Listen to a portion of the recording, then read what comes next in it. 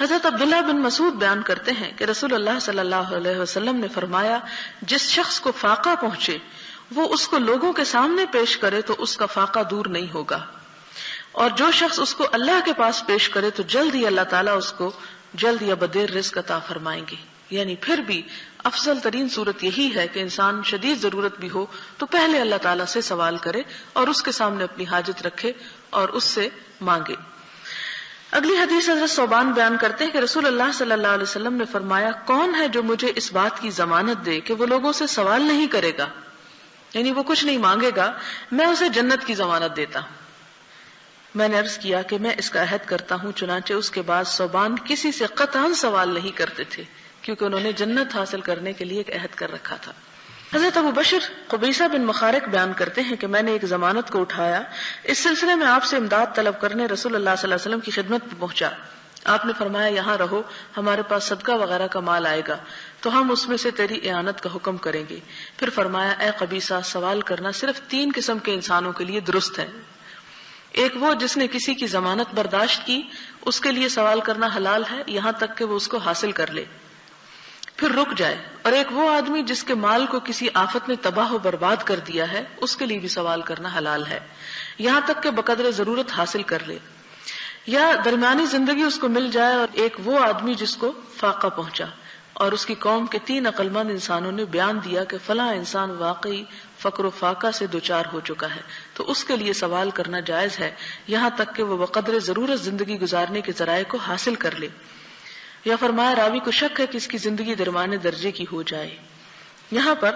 بتائے گئے کہ کن کن وجوہات کی بنا پر انسان دوسرے سے مانگ سکتا ہے۔ نمبر 1 یہ کہ انسان کسی کی ضمانت لے بیٹھے۔ ضمانت ایسے ہی ہوتا ہے کہ جیسے مثال کے طور پر کوئی شخص پکڑا جائے اور دوسرا کہے کہ میں تمہیں اس کی ضمانت دیتا ہوں، اور اگر یہ پھر سے یہ کام کرے تو اس کا میں ضامن ہوں، اگر یہ تم اس کو نہ پکڑ سکے تو اس کے عوض میں تمہیں اتنا مال فراہم کروں گا۔ یا اسی طرح کسی کی بھی ضمانت، مثال کے طور پر اگر کوئی شخص کسی سے قرض لینا چاہتا ہے اور وہ کسی کو جانتا نہیں تو اس شخص کو بیچ میں ضامن بنا لیتا ہے کہ تم مجھے قرض لے دو۔ اب یہ ہے کہ جو قرض لینے والا ہے وہ دوسرے کو ضامن بنا کے خود قرض لے کے غائب ہو جاتا ہے، تو اب جو شخص بیچ میں ضامن بنا تھا، ظاہر ہے کہ اس کو وہ مال ادا کرنا ہے، اور اس کے اوپر بلا وجہ کا تاوان پڑ گیا، چٹی پڑ گئی جو کہ اس نے اپنے اوپر خرچ نہیں کیا بلکہ کسی کو ضرورت پورا کرنے کے لیے گارنٹی دی۔ تو یہ جو بیچ کا شخص ہے جس پر بلا وجہ میں ایک چٹی پڑ گئی، اس کے لیے یہ بات جائز ہے کہ وہ اس چٹی کو پورا کرنے کے لیے لوگوں سے مانگ لے اور دوسرے لوگ اس کی مدد کریں اور مل جل کر اس چیز سے اس کو چھڑائیں یا اس مشکل سے اس کو نجات دیں۔ اور دوسرا شخص وہ جس کا مال کسی آفت سے تباہ ہو جائے، کوئی زلزلہ خدا نخواستہ آ جائے یا کوئی سیلاب آ جائے یا کوئی ایسی وجہ، اگرچہ وہ اس سے پہلے ایک امیر شخص تھا، ایک خوشحال انسان تھا، لیکن اس آفت یا مصیبت کے آنے کی وجہ سے اس کا سب کچھ بہہ گیا، تو اس صورت میں وہ کسی کو اپنی حاجت بتا سکتا ہے، اور اس کے بعد یہ کہ جب اس کو اتنا مل جائے کہ اس کی وہ زندگی درمیانے درجے کی گزر بسر ہو جائے تو پھر اس کے بعد وہ سوال نہ کرے۔ اور تیسری بات یہ کہ انسان فقر و فاقہ سے اتنا دوچار ہو جائے کہ 3 لوگ اس کی قوم کے گواہی دیں کہ ہاں یہ بھوکا ہے، تو پھر وہ شخص جو ہے وہ ہاتھ پھیلا سکتا ہے، ادروائز نہیں۔ پھر اس کے بعد حضرت ابو ہریرہ بیان کرتے ہیں کہ رسول اللہ صلی اللہ علیہ وسلم نے فرمایا، مسکین وہ شخص ہے جو لوگوں کے گھروں کا طواف کرتا ہے، 1 لقمہ 2 لقمہ 1 کھجور 2 کھجوریں اس کو دستیاب ہوتی ہیں، لیکن مسکین تو وہ ہے جو اتنا مال نہیں پاتا جو اس پر سوال کرنے سے مستغنی کر دے، اور نہ اس کے بارے میں پتہ چلتا ہے کہ اس پر صدقہ کیا جائے، اور نہ وہ خود لوگوں سے مانگنے کے لیے کھڑا ہوتا ہے۔ قرآن پاک میں جیسا کہ آپ جانتے ہیں کہ صدقات اور زکوٰۃ کے مصارف جہاں بیان ہوئے وہاں پر انما الصدقات للفقراء والمساکین، کہ صدقات جو ہیں فقراء اور مساکین کے لیے، تو مسکین ہے کون؟ مسکین کے بارے میں فرمایا کہ لوگ عام طور پر مسکین اس کو سمجھتے ہیں کہ جو ہر شخص کے آگے ہاتھ پھیلاتا ہے، بھیک مانگتا ہے، کوئی اسے کھجور اس کے ہاتھ پہ رکھتا ہے، کوئی 2 کھجوریں رکھ دیتا ہے۔ فرمایا مسکین یہ نہیں ہوتا کہ تم اپنا صدقہ خیرات لے جا کے ان کو دے دو، بلکہ فرمایا مسکین تو وہ ہے جس کے پاس اتنا مال نہیں کہ جو اسے سوال کرنے سے بچا لے، یعنی اس کی ضروریات پوری کر دے، اور نہ اس کے بارے پتہ چلتا ہے کہ اس پر صدقہ کیا جائے یا نہ کیا جائے. انسان ایک نظر سے دیکھتا ہے تو نظر آتا ہے کہ اس کو دینا چاہیے تاکہ اس کی ضرورت پوری ہو جائے, اور جب دوسری طرف سے دیکھتا ہے تو پھر انسان سوچتا ہے کہ شاید اس کو ضرورت نہ ہی ہو اور میرا صدقہ اس پر نہ لگے. فرمایا کہ وہ لوگوں سے مانگتا نہیں, لوگوں کے آگے ہاتھ نہیں پھیلاتا, لیکن تم اس کی حالت دیکھ کر خود اس کو پہچان سکتے ہو, جس کا ذکر قرآن پاک میں بھی آتا ہے کہ لا يسألون الناس الحافا تعرفهم بسیماہم, ان کے چہروں سے تم ان کو پہچان لوگے. اگلا باب ہے باب نمبر 58, باب جواز الاخذ من غیر مسألة ولا تطلع الیہ, بلا سوال بلا لالچ جو مال مل جائے اس کو لینے کی اجازت کا بیان. حضرت سالم بن عبداللہ اپنے باپ حضرت عبداللہ بن عمر سے روایت کرتے ہیں, اور وہ حضرت عمر سے روایت کرتے ہیں کہ رسول اللہ صلی اللہ علیہ وسلم مجھے عطیہ دیتے ہیں. عرض کرتا, اس شخص کو دیجئے جو مجھ سے زیادہ محتاج ہے. آپ فرماتے, لے لو, یاد رکھو جب آپ کو ایسا مال ملے جس میں آپ کو لالچ نہ ہو اور نہ ہی آپ نے سوال کیا ہو تو اس کو لے کر اپنے قبضے میں کر لو. آپ کو اختیار ہے, اس کو کھا لو, اور اگر پسند کرو تو پھر صدقہ بھی کر دو, اور جو مال اس طرح میسر نہ آئے اس کے پیچھے اپنے آپ کو نہ لگاؤ. حضرت سالم بیان کرتے ہیں کہ عبداللہ بن عمر کسی سے کچھ سوال نہیں کرتے تھے, اور جو مال اس کو دیا جاتا وہ اس کو واپس نہیں کرتے تھے. یعنی یہاں پر ایک بہت اہم اصول بتایا گیا ہے کہ انسان کو اگر بغیر اس کے ہاتھ پھیلائے اور بغیر کچھ مانگے اگر اسے کوئی اپنی مرضی سے یا اپنی خوشی سے کوئی عطیہ کوئی ہدیہ اس کو دیتا ہے تو اس میں اس کو لینے کی اجازت ہے. یہاں پر حضرت عبداللہ بن عمر کہتے ہیں کہ حضرت عمر بتاتے ہیں ان کے بھی والد کہ حضور صلی اللہ علیہ وسلم جب مجھے کوئی چیز دیتے تو میں انکار کر دیتا اور میں کہتا کہ نہیں آپ مجھے نہ دیں, کسی اور کو دیں جس کو زیادہ ضرورت ہو. تو اس پر آپ فرماتے کہ جو تم مانگے بغیر تمہیں مل رہا ہے اس پہ انکار نہ کرو, اس کو لے لو, پھر اس کے بعد چاہو تو خود کھاؤ, خود استعمال کرو, چاہو تو اس میں سے آگے صدقہ کر دو. اور پھر یہ کہتے ہیں کہ حضرت سالم جو ان کے پوتے ہیں وہ کہتے ہیں کہ حضرت عبداللہ جو ہیں وہ کبھی کسی سے کچھ نہیں مانگتے تھے, لیکن اگر انہیں کوئی خود اپنی مرضی سے کوئی چیز دے دیتا تو اس کو وہ واپس نہیں لوٹاتے تھے, اس کے بارے میں پھر وہ انہیں کوئی اعتراض نہیں ہوتا تھا. اگلا باب ہے باب الحث علی الاکل من عمل یدہ والتعفف بہ عن السؤال والتعرض للاعطاء, اپنے ہاتھ سے کما کر کھانے اور سوال سے بچنے اور مال کو دینے کے لیے تعرض کی تاکید. قال اللہ تعالی فاذا قضیت الصلاۃ فانتشروا فی الارض وابتغوا من فضل اللہ, ارشاد خداوندی ہے پھر جب نماز ہو چکے تو اپنی اپنی راہ اور خدا کا فضل تلاش کرو. یعنی اسلام میں عبادت کا تصور کیا ہے, کہتا کہ جمعے کے دن بھی جب تم نماز اور عبادت اور اللہ تعالیٰ کے ذکر اذکار سے فارغ ہو جاؤ تو پھر اس کے بعد زمین میں پھیل کر تجارت کرو, کام کرو, تاکہ تم کسی سے مانگنے سے بچ سکو.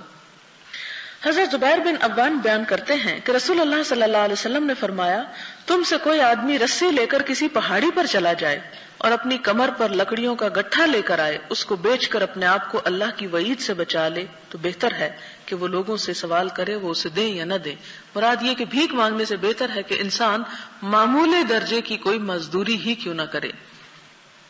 حضرت ابو ہریرہ بیان کرتے ہیں کہ رسول اللہ صلی اللہ علیہ وسلم نے فرمایا, تم سے کوئی شخص اگر اپنی پیٹھ پر لکڑیوں کا گٹھا لاد کر زندگی گزارتا ہے اس کے لیے بہتر ہے اس سے کہ وہ کسی سے سوال کرے اور وہ اس کو دے یا نہ دے. حضرت ابو ہریرہ نبی صلی اللہ علیہ وسلم سے روایت کرتے ہیں کہ آپ نے فرمایا کہ حضرت داؤد علیہ السلام اپنے ہاتھ کی کمائی سے کھایا کرتے تھے, حالانکہ وہ بادشاہ تھے, اللہ کے نبی تھے, لیکن پھر بھی وہ کام کرتے تھے. حضرت ابو ہریرہ بیان کرتے ہیں کہ رسول اللہ صلی اللہ علیہ وسلم نے فرمایا کہ حضرت زکریا علیہ السلام بڑھئی تھے, ایک کارپینٹر تھے. حضرت مقداد بن مادی کرب بیان کرتے ہیں کہ نبی صلی اللہ علیہ وسلم نے فرمایا, کسی آدمی نے اپنے ہاتھ کی کمائی سے بہتر کچھ نہیں کھایا, اور حضرت داؤد علیہ السلام اپنے ہاتھ کی کمائی سے کھایا کرتے تھے. یعنی اسلام انسان کو محنت کرنے اور کام کرنے پر انکریج کرتا ہے, نہ کہ فارغ بیٹھ کر ہاتھ پھیلانے کی طرف اسے مائل کرتا ہے. اگلا باب نمبر 60 ہے باب الکرم والجود والانفاق فی وجوہ الخیر ثقۃ باللہ تعالی, اللہ پر بھروسہ کرتے ہوئے سخاوت اور نیک کاموں میں مال خرچ کرنے کی فضیلت کا بیان. ارشاد خداوندی ہے, وما انفقتم من شیء فہو یخلفہ, کہ جو چیز تم خرچ کرو گے وہ اس کا تمہیں ضرور بدلہ دے گا، وہ اس کے پیچھے اور لے آئے گا. یعنی جب تم آگے دو گے تو اللہ تعالیٰ پیچھے اور تمہیں پہنچا دے گا. مراد یہ کہ خرچ کرنے سے مال کم نہیں ہوگا. نیز فرمایا وَمَا تُنْفِقُوا مِنْ خَيْرٍ فَلِأَنفُسِكُمْ، جو بھی تم مال خرچ کرو گے تمہارے اپنے لیے بھلا ہے. وَمَا تُنْفِقُونَ إِلَّا ابْتِغَاءَ وَجْهِ اللَّهِ وَمَا تُنْفِقُوا مِنْ خَيْرٍ يُوَفَّ إِلَيْكُمْ وَأَنْتُمْ لَا تُظْلَمُونَ. تم جو مال خرچ کرو گے تو اس کا فائدہ تم ہی کو ہے، اور تم جو کچھ خرچ کرو گے خدا کی خوشنودی کے لیے کرو گے وہ تمہیں پورا پورا دے دیا جائے گا اور تمہارا کچھ نقصان نہ کیا جائے گا. نیز فرمایا اور تم جو مال خرچ کرو گے کچھ شک نہیں کہ خدا اس کو جانتا ہے، یعنی اللہ تعالیٰ کے علم میں ہے اور وہ اس کا حساب رکھتا ہے اور تمہیں اس کا پورا پورا بدلہ عطا کرے گا. یعنی یہ مت سوچو کہ وہ تمہارے ہاتھ سے گیا اور ضائع ہو گیا، نہیں، بلکہ وہ اللہ کے ہاں محفوظ ہو گیا. حضرت عبداللہ بن مسعود نبی صلی اللہ علیہ وسلم سے روایت کرتے ہیں، آپ نے فرمایا 2 قسم کے انسانوں پر رشک کیا جانا چاہیے. وہ انسان جس کو اللہ نے مال عطا کیا اور اس کو اس کے صحیح خرچ کرنے پر مسلط کر دیا، اور وہ انسان جس کو اللہ نے علم و حکمت عطا فرمائی اور وہ اس کے مطابق فیصلے کرتا ہے اور اس کی تعلیم دیتا ہے. بخاری اور مسلم کی روایت. یعنی یہ 2 لوگ رشک کے قابل ہیں کہ جس کے پاس زیادہ مال ہو اور پھر وہ اپنے دائیں بائیں آگے پیچھے دن رات خرچ کرتا رہے، اور دوسرا جس کے پاس علم ہو اور پھر وہ اسے دن رات آگے پیچھے سکھاتا رہے. حضرت عبداللہ بن مسعود سے روایت ہے کہ رسول اللہ صلی اللہ علیہ وسلم نے فرمایا تم میں کون ایسا شخص ہے کہ اس کے وارث کا مال اس کو اپنے مال سے زیادہ پیارا ہو؟ صحابہ نے عرض کیا یا رسول اللہ صلی اللہ علیہ وسلم، ہم میں ہر انسان اپنے مال کو زیادہ پیارا سمجھتا ہے. آپ نے فرمایا ہر انسان کا اپنا مال تو وہ ہے جو اس نے آگے بھیج دیا، یعنی اللہ تعالیٰ کے بینک میں جمع کرا دیا، یعنی صدقہ خیرات کر دیا، کھا پی لیا، پہن لیا. اور جو مال پیچھے چھوڑا وہ تو اس کے وارث کا مال ہے، لہٰذا تم وہ زیادہ جمع کرتے ہو اور وہ جو تمہیں اپنے لیے فائدہ دے گا اس کی طرف توجہ کم کرتے ہو. حضرت عدی بن حاتم بیان کرتے ہیں کہ رسول اللہ صلی اللہ علیہ وسلم نے فرمایا دوزخ سے بچو اگرچہ کھجور کے نصف کے ساتھ، یعنی اگر تمہارے پاس کوئی بہت ڈھیر مال صدقہ کرنے کو نہیں تو نہ صحیح، اگر آدھی کھجور ہے اور تمہیں ہمت ہے کہ وہ آدھی دے سکو تو آدھی دینے سے بھی گریز نہ کرو، لیکن صدقہ ضرور کرو. مراد یہ کہ صدقہ ہر انسان کو کرنا چاہیے، خواہ وہ امیر ہو یا غریب ہو، اس کے پاس زیادہ ہو یا کم ہو. یہی وجہ ہے کہ صدقۃ الفطر جو ہے روزے کے بعد جو عید آتی ہے اس کے بعد ہر ایک کو دینا جو ہے وہ لازم ہوتا ہے، سوائے اس شخص کے کہ جس کے پاس اپنے کھانے کے لیے بھی بالکل کچھ نہ ہو. حضرت جابر بیان کرتے ہیں کہ رسول اللہ صلی اللہ علیہ وسلم سے کبھی کسی چیز کا سوال نہیں کیا گیا کہ آپ نے اس کا جواب نفی میں دیا، یعنی جب آپ سے مانگ لیا گیا تو پھر چاہے آپ نے قرضہ اٹھا کے دیا اس کو لوگوں کی ضرورت کو ضرور پورا کیا. حضرت ابو ہریرہ بیان کرتے ہیں کہ رسول اللہ صلی اللہ علیہ وسلم نے فرمایا ہر صبح جب لوگ بیدار ہوتے ہیں تو فرشتے نازل ہوتے ہیں، ایک کہتا ہے اے اللہ خرچ کرنے والے کو اس کا بدل عطا فرما، اور دوسرا کہتا ہے اے اللہ بخیل کے مال کو برباد کر. یعنی فرشتے دعائیں کرنے لگتے ہیں ان کے حق میں جو مال خرچ کرتے ہیں اور ان کے خلاف جو اسے سمیٹ کے رکھتے ہیں اور اس کی بربادی کی دعائیں کرتے ہیں. حضرت ابو ہریرہ بیان کرتے ہیں کہ رسول اللہ صلی اللہ علیہ وسلم نے فرمایا اے آدم کے بیٹے خرچ کر، تجھ پر خرچ کیا جائے گا، یعنی جب تم دوسروں کو دو گے تو اللہ تعالیٰ تمہیں بھی دے گا. حضرت عبداللہ ابن عمرو بن العاص بیان کرتے ہیں کہ ایک آدمی نے رسول اللہ صلی اللہ علیہ وسلم سے پوچھا کون سا اسلام افضل ہے؟ آپ نے فرمایا کھانا کھلانا اور پہچان والے اور غیر پہچان والے سب کو سلام کہنا. یعنی یہ 2 کام اللہ تعالیٰ کو بہت پسند ہیں، اور قرآن پاک میں بھی آپ دیکھیں کہ بار بار آتا ہے کہ ان لوگوں کے لیے ہلاکت ہے جو دوسروں کو مسکین کو کھانا کھلانے کی ترغیب نہیں دیتے، اور ان لوگوں کے لیے جنت کی بشارت کہ یطعمون الطعام علی حبہ مسکینا ویتیما واسیرا، کہ اللہ کی محبت میں یتیم، مسکین اور قیدیوں کو کھلاتے ہیں. تو یہ کھانا کھلانے کی خاص طور پر قرآن پاک میں بھی بہت تلقین کی گئی، اور یہاں پر بھی یہ ہے کہ انسان کو کھانا کھلانا اور پھر یہ کہ جس کی پہچان ہو اور جس کی پہچان نہ ہو ہر ایک کو سلام کرنا، کیونکہ سلام میں پہل کرنا انسان کے تکبر کو ختم کرتا ہے اور اللہ کے ہاں اس کا درجہ بلند کرتا ہے. پھر اسی طرح حضرت عبداللہ بن عمرو بن العاص بیان کرتے ہیں کہ رسول اللہ صلی اللہ علیہ وسلم نے فرمایا 40 خصلتیں ہیں، ان میں سب سے بلند خصلت دودھ دینے والے جانور کا ہدیہ دینا ہے، یعنی ایسی چیز تحفے میں دینا کہ جس سے کوئی زیادہ سے زیادہ فائدہ اٹھا سکے۔ اب ظاہر ہے کہ اگر ایک بھینس ہے یا گائے ہے جو دودھ دیتی ہے، وہ اگر کسی کو تحفے میں دی جائے تو ظاہر ہے کہ وہ اس سے ایک تو اس کو گائے بھینس ملی، اور دوسرا یہ کہ اس کے دودھ سے وہ فائدہ اٹھا سکتا ہے، بنسبت اس کے کہ انسان کوئی ایسی چیز دے کہ جس سے دوسرا فائدہ ہی نہ اٹھا سکے۔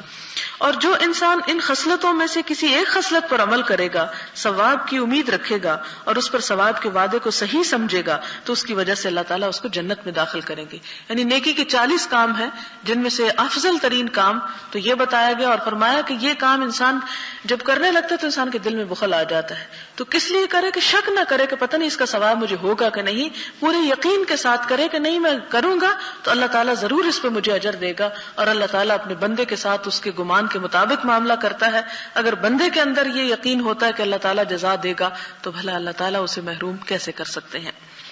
حضرت ابو امامہ بیان کرتے ہیں کہ رسول اللہ صلی اللہ علیہ وسلم نے فرمایا، اے آدم کے بیٹے،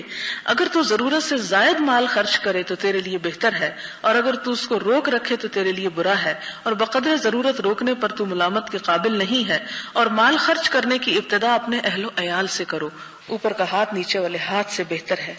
اب یہ حضرت امامہ کی روایت ہے، کہتے ہیں کہ آپ نے فرمایا، اے آدم کے بیٹے، اگر تو ضرورت سے زائد مال خرچ کرے، مطلب یہ قرآن پاک میں بھی جیسے آتا ہے نا کہ یسألونک ماذا ینفقون، یہ آپ سے پوچھتے ہیں کہ کیا خرچ کریں، کہاں کریں، کتنا کریں، کس مال میں سے خرچ کریں، تو اس کے جواب میں فرمایا گیا قل العف، جو ضرورت سے بچ رہے،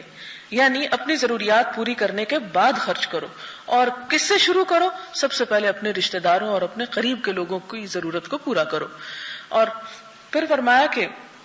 بقدر ضرورت روکنے پر تو ملامت کے قابل نہیں، یعنی انسان اگر آج کی نہیں کل کی ضرورت پوری کرنے کے لیے بھی کوئی چیز روک رکھتا ہے تو اس پر اس کو برا بھلا نہیں کہا جائے گا، یا اس میں کوئی حرج قباحت نہیں، کیونکہ علم میراث جو ہے وہ قرآن میں اسی لیے سمجھایا گیا اور فرض کر دیا گیا اس کا سیکھنا سکھانا، کہ لوگ جو ہے وہ اس سے یعنی سیکھ کر فائدہ اٹھائیں۔ اور مال اگر سرے سے جمع کرنا ہی مذمت کا کام ہوتا تو قرآن پاک میں یہ تعلیم ہی نہ دی جاتی اور نہ اس کا ایک لمبا چوڑا قانون بتایا جاتا کہ مال کو کس طریقے پر تقسیم کیا جائے۔ پھر اس کے بعد فرمایا، اور مال خرچ کرنے کی ابتدا اپنے اہل و عیال سے کرو، جن کا نان و نفقہ تمہارے ذمہ ہے پہلے وہ پورا کرو تاکہ تمہارا فرض ادا ہو تو تمہیں اس کا اوپر بھی اجر ملے گا۔ پھر اس کے بعد حضرت انس بیان کرتے ہیں کہ اسلام پر حضور صلی اللہ علیہ وسلم سے جو سوال کیا جاتا آپ اس کے سوال کو پورا فرماتے۔ چنانچہ ایک آدمی آپ کے پاس آیا،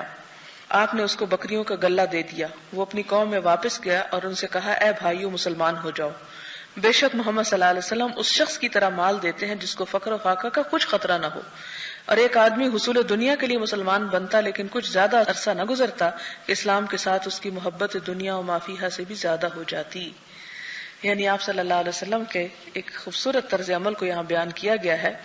کہ اسلام پر آپ سے جو سوال کیا جاتا آپ اس کے سوال کو ضرور پورا کرتے، مطلب یہ کہ اس جگہ پر تو لازمن دیتے جہاں آپ کو یہ خیال ہوتا کہ اسے دیا جائے تو یہ شخص اسلام کے قریب ہو جائے گا۔ یعنی اسلام پر سے مراد یہ کہ اسلام کی خاطر، کہ اسلام کے فائدے کی خاطر۔ اور آپ صلی اللہ علیہ وسلم کے پاس ایک آدمی آیا تو آپ نے اس کو بکریوں کا غلہ دیا تو مسلمان ہو گیا آپ کی اس فیاضی اور ایک سخاوت کو دیکھ کر۔ تو اس پر وہ اپنی قوم میں گیا اور کہنے لگا کہ حضور صلی اللہ علیہ وسلم ایک ایسی شخصیت ہے جو اس طرح مال دے دیتے ہیں کہ انہیں یہ بھی خوف نہیں رہتا کہ وہ خود فقیر ہو جائیں گے، یعنی جو کچھ ہوتا ہے وہ دے ڈالتے ہیں، لہٰذا تم بھی مسلمان ہو جاؤ۔ اور پھر اس کے بعد آتا ہے کہ کچھ لوگ ایسے ہوتے تھے جو اسلام صرف مال کے حاصل کرنے کے لیے اس قبول کرتے، لیکن کچھ دنوں کے بعد جب اسلام کا اور ایمان کا لطف اٹھاتے، مزہ پاتے اور اسلام کی تعلیمات سے ان کا سینہ منور ہوتا تو انہیں اسلام دنیا و ما فیہا کی ہر چیز سے زیادہ پیارا ہو جاتا، یعنی پھر مال کی محبت پیچھے رہ جاتی اور اللہ اور اس کے رسول صلی اللہ علیہ وسلم کی محبت آگے آ جاتی۔ لہٰذا ایسے لوگوں سے مال کو روکنا نہیں چاہیے، اور جس طرح مؤلفۃ القلوب کا ذکر قرآن پاک میں آتا ہے کہ وہ لوگ جن سے توقع ہو کہ اگر ان کے ساتھ ہمدردی کی جائے گی اور وہ اسلام کی طرف بڑھ آئیں گے تو ان کا ہاتھ تھام لینا چاہیے، اور ایسی جگہ پر خرچ کرنا اسلام کو قوت بخشنے کے مترادف ہے اور اس پر اجر بھی بہت زیادہ ہے۔ پھر اسی طرح حضرت عمر بیان کرتے ہیں کہ رسول اللہ صلی اللہ علیہ وسلم نے مال تقسیم فرمایا، میں نے عرض کیا یا رسول اللہ صلی اللہ علیہ وسلم، ان کے غیر ان سے زیادہ کے حقدار تھے۔ آپ نے فرمایا انہوں نے مجھے اختیار دیا، وہ مجھ سے کافی مقدار میں طلب کریں گے اور مجھے ان کو مال دینا پڑے گا، یا وہ مجھے بخیل کہیں گے اور میں تو بخیل نہیں اس لیے ان کو دے دیا۔ یعنی کچھ لوگوں کو آپ نے دیا تو صحابہ کرام میں سے کچھ نے مشورہ دیا کہ آپ ان کو نہ دیتے دوسروں کو دیتے تو وہ زیادہ ضرورت مند تھے. آپ نے اس پر فرمایا کہ جن کو نہیں دیا وہ پھر بھی اسلام سے محبت رکھتے ہیں, ان کے دلوں میں ایمان ہے, لیکن جن کو دیا اگر ان کو میں نہ دیتا تو اس سے کیا ہوتا کہ یہ لوگ اسلام سے اور دور ہو جاتے اور یہ کہتے کہ حضور صلی اللہ علیہ وسلم بہت بخیل ہے. حالانکہ میں بخیل نہیں, لیکن یہ جو کہ ایک نبی کی اور ایک اللہ کے رسول کی قدر و قیمت نہیں پہچانتے, لہٰذا اگر ان کو دنیا کا فائدہ نہ ہوتا تو ان کی زبانیں شر پہ کھل جاتی جو پھر اسلام کے لیے نقصان دہ ہوتا. حضرت جبیر بن مطعم بیان کرتے ہیں کہ وہ غزوہ حنین سے واپسی پر نبی صلی اللہ علیہ وسلم کے ساتھ تھے کہ چند جنگلی آپ سے چمٹ گئے, آپ سے کچھ مانگ رہے تھے, یعنی بدو آپ کے یعنی سوال کرنے لگے, یہاں تک کہ انہوں نے آپ کو ایک درخت کی طرف سہارا لینے کے لیے مجبور کر دیا, یعنی اتنا آپ کو گھیرا سوال کرنے میں کہ آپ کو ایک طرف لے گئے. چنانچہ آپ کی چادر بھی انہوں نے چھین لی, ہر چیز لیتے جا رہے تھے, یہاں تک کہ کپڑے بھی لینے لگے. اس پر نبی صلی اللہ علیہ وسلم ٹھہر گئے اور فرمانے لگے میری چادر تو مجھے واپس کر دو, یاد رکھو اگر میرے پاس ان خاردار درختوں کے بقدر اونٹ ہوتے تو میں ان کو تم میں تقسیم کر دیتا, نہ میں بخل کرتا, نہ کوئی غلط بات کہتا اور نہ بزدلی اختیار کرتا, لیکن یہ ہے کہ جو ہے وہی دے سکتا ہوں. تو مراد یہ ہے کہ آپ صلی اللہ علیہ وسلم کسی کو دینے میں کبھی پس و پیش نہیں کیا کرتے تھے.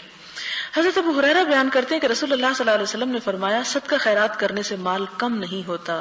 اور بندے کو معاف کرنے میں اس کی عزت میں اللہ کے ہاں اضافہ ہوتا ہے, اور جو شخص اللہ کی رضا جوئی کے لیے تواضع اختیار کرتا ہے اللہ اس کو بلندی عطا کرتا ہے.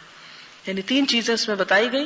کہ صدقہ کرنے سے مال کم نہیں ہوتا, اس لیے کہ انسان جب اللہ کے رستے میں دیتا تو اللہ تعالیٰ کا ارشاد ہے فَهُوَ يُخْلِفُهُ, وہ جتنا کھانا خالی ہوتا ہے پیچھے سے اور لا دیتا ہے. ضروری نہیں کہ سامنے سے ملے, فرمایا يُخْلِفُهُ, خلف کہتے ہیں پیچھے سے, یعنی کسی اور طریقے سے اللہ تعالیٰ تمہاری مدد کر دیتا ہے. لہٰذا تم یہ مت سوچو کہ وہ آگے کا حصہ خالی ہو گیا نکالنے سے تو اب کیا ہوگا.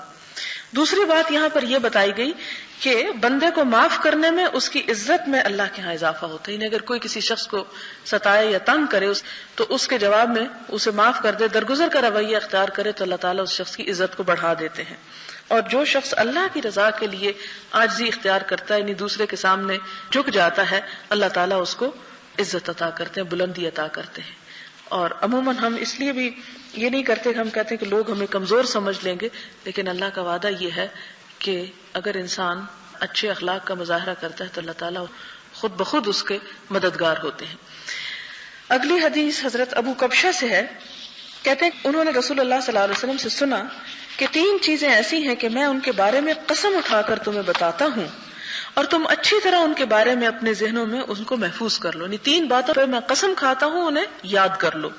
نمبر 1 کہ صدقہ خیرات کرنے سے کسی آدمی کا مال کم نہیں ہوتا, یعنی قسم کھا کے آپ نے فرمایا. اب آپ دیکھیں کہ آپ کی کوئی بات تو ویسے بھی بہت سچی تھی اور اس میں جب آپ قسم کھا دیں تو پھر تو کوئی شک رہتا ہی نہیں. ضرورت اس بات کی کہ ہم اپنے دل کو وسیع کریں.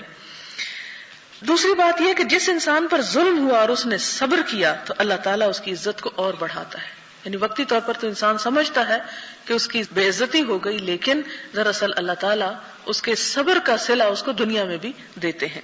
اور جس انسان نے لوگوں سے مانگنے کا دروازہ کھولا تو اللہ تعالیٰ اس پہ فقیری کا دروازہ کھول دیتے ہیں, یعنی محتاجی اس پہ مسلط کر دیتا ہے.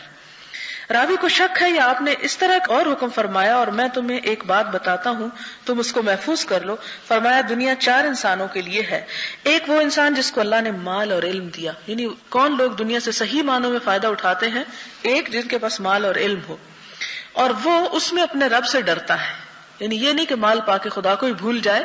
اور صلہ رحمی کرتا ہے, یعنی رشتہ داروں کو حقوق دیتا ہے اور اس میں اللہ کے حق کو جانتا پہچانتا ہے, یعنی زکوٰۃ صدقات خاص اللہ کا جو حق ہے اس کو بھی دیتا ہے. یہ شخص سب سے اعلیٰ مرتبے میں ہے, یعنی جس کے پاس مال بھی ہو, علم بھی ہو, خدا کا حق وہ دیتا ہو, بندوں کا حق دیتا ہو, ایسا شخص بلند ترین درجہ رکھتا ہے. دوسرا وہ انسان جس کو اللہ نے علم تو عطا فرمایا لیکن مال نہیں دیا, پس وہ انسان اپنے ارادے میں سچا ہے. جب وہ کہتا ہے اگر میرے پاس مال ہوتا تو میں بھی فلاں انسان کی طرح عمل کرتا, پس اس کو اس کی نیت کا ثواب ملے گا. یعنی جس کے پاس علم تو ہے لیکن مال نہیں, لیکن وہ پکا نیت اور ارادہ رکھتا ہے کہ اگر ہو تو وہ دے گا, اللہ تعالیٰ اس کی نیت قبول کر کے اس کو اجر دے دیتے ہیں.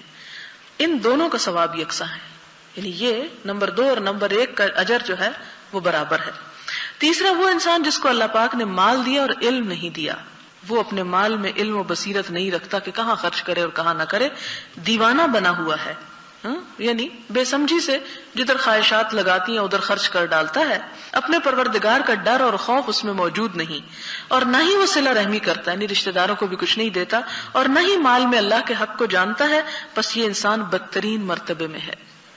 اور چوتھا وہ انسان جس کو اللہ پاک نے نہ مال دیا نہ علم دیا. وہ کہتا ہے اگر میرے پاس مال ہوتا تو میں فلاں انسان کی طرح عمل کرتا, یعنی غلط کاموں کو دیکھ کے کہتا کہ میں بھی ایسا اور ایسا کرتا, بس اس کی نیت پر اس کو گناہ ہوتا ہے. یعنی ہے بھی نہیں مال, صرف یہ نیت رکھتا اگر مل جائے تو فلاں غلط کام میں خرچ کرتا, تو اس پر نہ ہوتے کے باوجود اس کی بد نیتی کا پھر اس کو عذاب ملتا ہے, یعنی اس کو گناہ اس کو سمیٹ رہا ہے, اور یہ دونوں گناہ ہمیں برابر ہوں گے.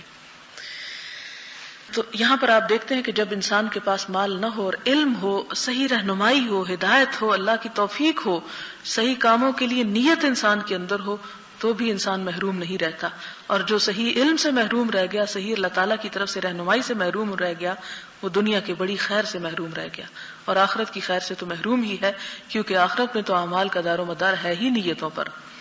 حضرت عائشہ بیان فرماتی ہیں کہ انہوں نے ایک بکری ذبح کی, نبی کریم صلی اللہ علیہ وسلم نے دریافت کیا بکری میں سے کچھ باقی ہے؟ حضرت عائشہ نے جواب دیا صرف اس کی دستی باقی ہے. آپ نے فرمایا دستی کے علاوہ باقی تمام گوشت باقی ہے, یہ نہ کہو کہ یہ بچا ہے بلکہ اس کو کہو کہ بچا ہے جو تم نے خرچ کر دیا اللہ کے راستے میں. حدیث کا مطلب یہ ہے کہ انہوں نے دستی کے علاوہ تمام گوشت خیرات کر دیا. آپ نے فرمایا کہ ہمارے لیے آخرت میں دستی کے علاوہ باقی گوشت کا ثواب اللہ کے ہاں ثابت ہو گیا. حضرت اسماء بنت ابو بکر فرماتی ہیں کہ رسول اللہ صلی اللہ علیہ وسلم نے مجھ سے فرمایا کہ مال کو روک کر نہ رکھو, اللہ بھی تم سے روک لے گا. اور ایک روایت میں خرچ کرو یا عطیہ دو یا مال کو پھینکو. پھینکو سے مراد یہ ہے کہ اسے خرچ کرو, اور مال کو گن گن کر ذخیرہ بنا بنا کے نہ رکھو کہ اللہ بھی تم سے مال کو روک لے گا, اور نہ مال کو محفوظ کرو کہ اللہ بھی تم سے مال محفوظ کرے گا. یہ بخاری کی روایت ہے. مراد اس سے یہ ہے, یہ نہیں کہ مال جمع نہیں کرنا چاہیے, مراد یہ ہے کہ انسان جہاں ضرورت دیکھے اور وہاں نہ دے اور صرف اپنا بکس بھرتا رہے, تو یہ اللہ کے ہاں ناپسندیدہ چیز ہے. یعنی اپنے حقوق ادا کرنے کے بعد اگر مال بچ جاتا ہے اور اس کو جمع کیا جاتا ہے تو اس پر ممانعت نہیں ہے. حضرت ابو ہریرہ بیان فرماتے ہیں کہ انہوں نے رسول اللہ صلی اللہ علیہ وسلم سے سنا, فرماتے تھے بخیل اور خرچ کرنے والی کی مثال ایسے دو آدمیوں کی طرح ہے جن پر ان کے سینے سے لے کر ان کی ہنسلیوں تک لوہے کی 2 زرہ ہیں. بس ہنسلیاں یہ اوپر کی ہڈی کو کہتے ہیں. بس وہ انسان جو خرچ کرنے والا ہے جب وہ خرچ کرتا ہے تو اس کی زرہ کھل جاتی ہے یا بڑھتی ہوئی اس کی کھال پر آ جاتی ہے, یہاں تک کہ اس کی انگلیوں کے پوروں کو چھپا لیتی ہے اور گھسٹتی ہوئی اس کے نقش قدم کو مٹا دیتی ہے. اور بخیل انسان جب خرچ کرنے کا ارادہ کرتا ہے تو زرہ کا ہر کنڈا اپنی جگہ میں مضبوطی کے ساتھ چمٹ جاتا ہے, اور وہ اس کو کشادہ کرنا چاہتا ہے لیکن وہ کشادہ نہیں ہوتی. مراد یہ کہ جو خرچ کرتا ہے اس کو اللہ تعالیٰ اور وسعت دیتا ہے تاکہ ہر چیز پہ وہ چھا جاتی ہے. حضرت ابو ہریرہ بیان کرتے ہیں کہ نبی صلی اللہ علیہ وسلم نے فرمایا جو شخص ایک کھجور کے برابر حلال کمائی سے صدقہ کرتا ہے, اور اللہ تعالیٰ تو حلال مال سے صدقہ کرنے کو قبول فرماتا ہے, تو اللہ تعالیٰ اس کے صدقے کو اپنے دائیں ہاتھ میں لیتا ہے, پھر اس کے ثواب کو بڑھاتا رہتا ہے, جیسا کہ تم میں سے کوئی آدمی اپنے بچڑے کی پرورش کرتا ہے یہاں تک کہ وہ کھجور پہاڑ کے برابر ہو جاتی ہے. بخاری اور مسلم کی روایت ہے کہ یہ نہیں کہ اللہ تعالیٰ کے یہاں تم مال جتنا خرچ کرتے ہو ویسے ہی پڑا رہتا ہے, بلکہ وہاں وہ انویسٹمنٹ ہوتی ہے اور وہ بڑھوتری ہوتی ہے مال کے اندر کہ ایک کھجور ایک پہاڑ کے برابر جا پہنچتی ہے اجر اور ثواب کے اعتبار سے. اور دنیا میں اگر ایک کھجور رکھیں تو ایک ہی رہتی ہے, جب آپ چاہیں نکالیں, 1 سال بعد نکالیں تو وہ ایک ہی ہوگی. حضرت ابو ہریرہ نبی صلی اللہ علیہ وسلم سے روایت کرتے ہیں, آپ نے فرمایا ایک دفعہ کا ذکر ہے کہ ایک آدمی جنگل میں چل رہا تھا, اس نے بادل سے ایک آواز کو سنا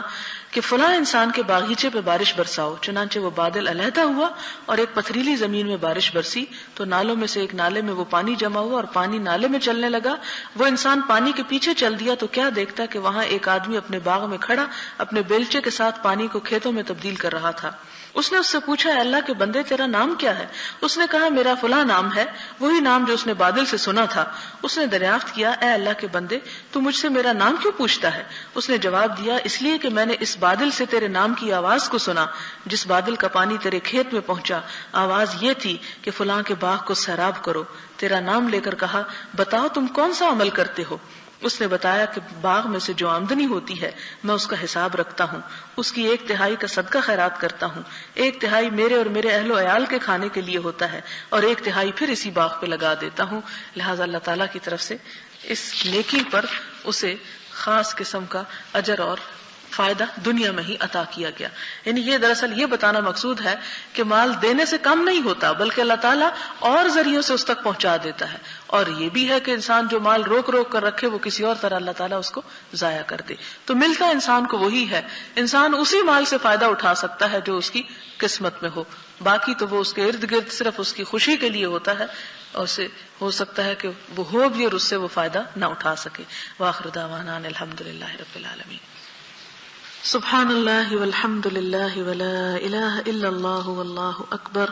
ولا حول ولا قوة الا باللہ العلی العظیم.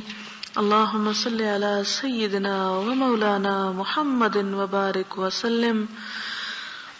لا الہ الا اللہ انت الحلیم الکریم. سبحان اللہ رب العرش العظیم والحمد للہ رب العالمین. رب نسألک موجبات رحمتک وعزائم مغفرتك والغنيمة من كل بر والسلامة من كل اسم. لا تدع لنا ذنبا إلا غفرته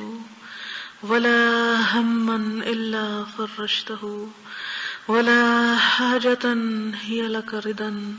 إلا قضيتها يا أرحم الراحمين. إلهي آمين. سبحانك اللهم وبحمدك نشهد ان لا اله الا انت نستغفرك ونتوب اليك. ربنا تقبل منا انك انت السميع الدعاء وتب علينا انك انت التواب الرحيم. وصلى الله تعالى على خير خلقه محمد وعلى آله وأصحابه وأهل بيته أجمعين برحمتك يا أرحم الراحمين. إلهي آمين. سبحانك اللهم وبحمدك نشهد ان لا إله إلا أنت نستغفرك ونتوب إليك.